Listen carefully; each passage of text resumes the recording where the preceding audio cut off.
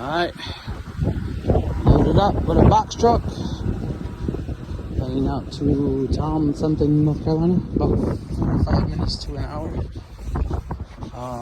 Remove the drive shaft, have it all tied up, mark the drive shaft, tied it all up.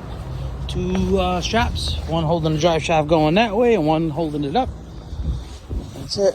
Got my wireless light bar from Promotion. Safety chains, straps, everything's good to go. And yeah, pretty much out of here, man. Gotta bang this out and then go do some other stuff.